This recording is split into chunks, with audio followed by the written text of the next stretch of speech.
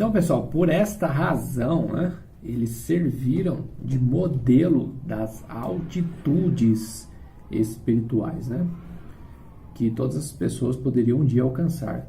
Quem não se inspira em Moisés, né? Você pega ali a figura de Moisés, um homem como nós, né? Subindo um monte para falar com Deus. Já imaginou?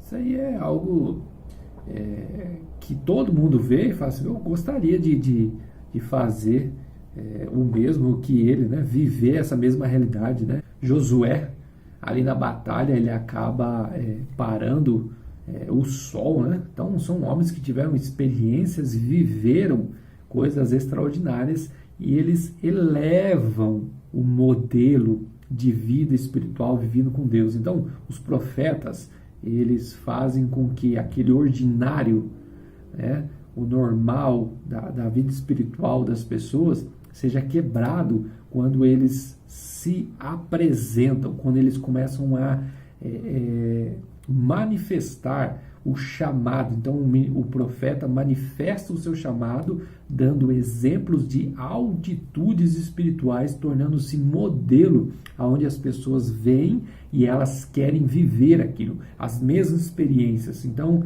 é como se fosse um desbravador, né? Aquele que vai primeiro ali na floresta, cortando o mato mais denso, né, para que outras pessoas possam seguir em frente, porque desejam viver a mesma profundidade que eles vivem, né? Outro exemplo, você pode pegar ali em 1 Reis, capítulo 13, você vai ver ali Jeroboão começando o seu reinado ali no norte. Depois, se você quiser se aprofundar mais, eu aconselho ver as minhas aulas anteriores, né, com o tema Deus, Deuses e Reis, aonde a finalidade é essa mesma, é ver como Deus trabalhava com a nação de Israel, como os reis respondiam a isso, né?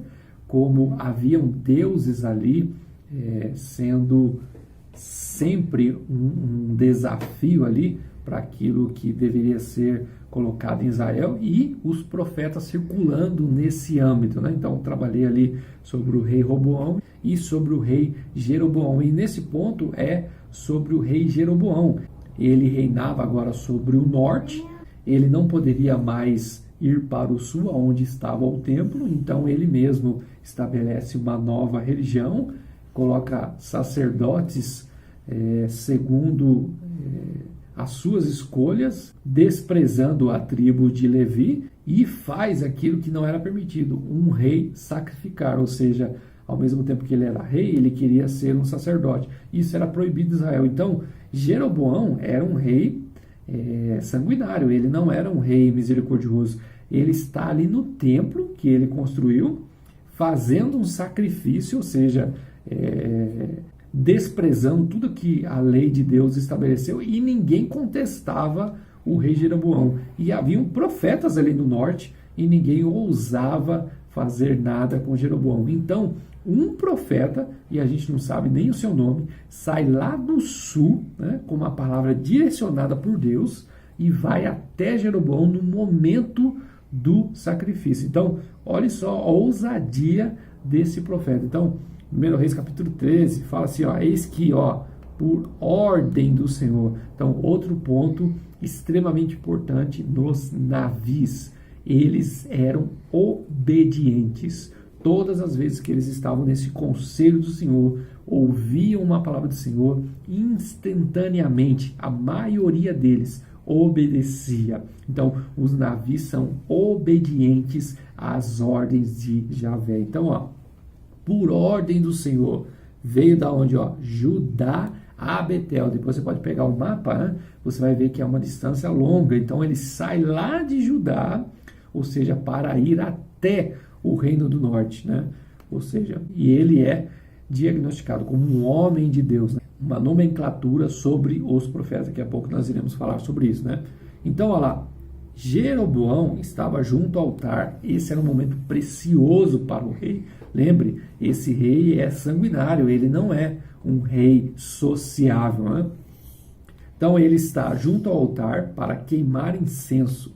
E aí chega esse profeta, e olha o que ele faz. clamou o profeta contra o altar por ordem do Senhor. Altar, altar, assim diz o Senhor, eis que um filho nascerá à casa de Davi, cujo nome será Josias. Está vendo esse Josias? Ele vai nascer praticamente daqui 200 anos, ou seja, ele traz uma profecia de um rei que vai nascer anos depois.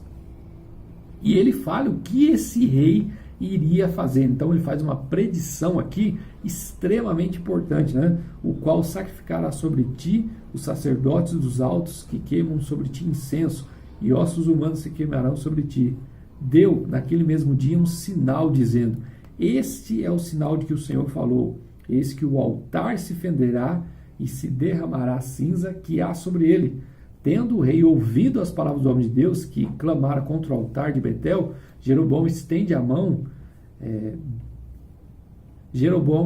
a mão de sobre o altar, dizendo: prendei-o, né? Ficou bravo, né? Vou pegar ele por essa ousadia de ele vir até mim, né?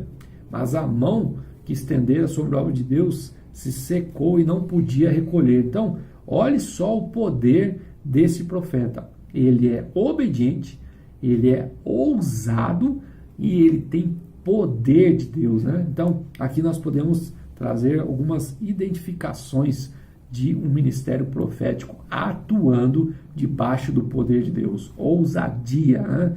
Ele tem ali obediência e ele tem o poder de Deus para enfrentar um homem poderoso como Jeroboão, possivelmente na frente de todos os sacerdotes que estavam ali, debaixo da soberania e medo de Jeroboão, e profetas ali também. Por que profetas? Porque você vai observar no decorrer desta história como esse profeta é enganado por um profeta mais velho que morava nessa região. Ou seja, um profeta mais velho fica sabendo da situação, vai até esse profeta novo e de alguma forma o engana. Então nós percebemos que haviam profetas ali com Jeroboão, porém não iam contra esse poder e essa soberania.